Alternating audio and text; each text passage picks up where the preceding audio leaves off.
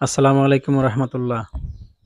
ভিডিওতে আপনারা যে জায়গাটি দেখতে পারতেছেন এটি হচ্ছে আমাদের মানিকগঞ্জ জেলার সিংগাইর উপজেলার বলধারা ইউনিয়নের গোলাইডাঙ্গা গ্রাম।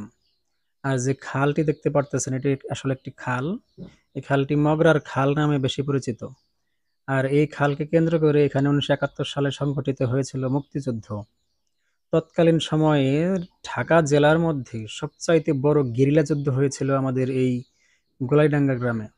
১৯৭১ সালের ২৮শে অক্টোবর আমাদের এই গোলাইডাঙ্গা গ্রামে যে যুদ্ধ হয়েছিল সে যুদ্ধে নেতৃত্ব দিয়েছিলেন ইঞ্জিনিয়ার তোবারক হোসেন লুডু, লোকমান হোসেন ও জাহিদুর রহমান।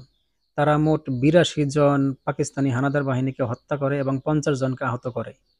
সেই যুদ্ধের স্মৃতি হিসেবে এইখানে নির্মিত হয়েছে একটি মুক্তিযুদ্ধ স্মৃতিস্তম্ভ। আসলে আমরা মানিকগঞ্জ জেলাবাসী হয়েও অনেকে হয়তোবা জানি না যে আমাদের এই মানিকগঞ্জের মধ্যেই এত বড় ধরনের একটি মুক্তিযুদ্ধ সংগঠিত হয়েছিল। আমরা হয়তোবা অনেকেই জানি না। এটি হচ্ছে আমাদের গোলাইডাঙ্গা গ্রামে অবস্থিত।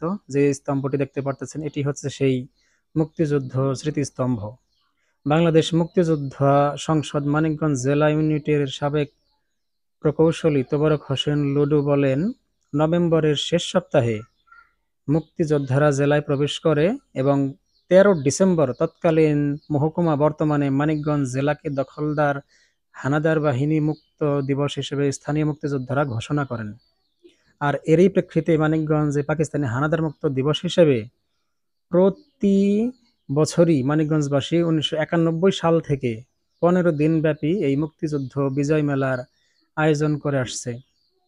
মেলাটি প্রতি ১৩ ডিসেম্বর থেকে শুরু হয় এবং ২৭ ডিসেম্বর পর্যন্ত চলতে থাকে। আমরা অত্যন্ত গর্বিত যে আমাদের এই মানিকগঞ্জ জেলার মধ্যে তৎকালীন সময়ে সবচাইতে বড় গেরিলা যুদ্ধ সংঘটিত হয়েছিল, যার মাধ্যমে মানিকগঞ্জ হানাদার মুক্ত হয়।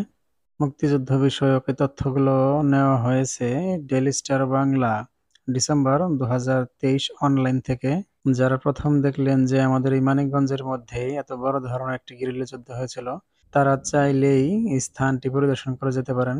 প্রায় প্রতিদিন বিভিন্ন জায়গা থেকে অনেক মানুষ আসে এটা দেখার জন্য। আপনারা চাইলেই এখানে আসতে পারেন। ধন্যবাদ সকলকে।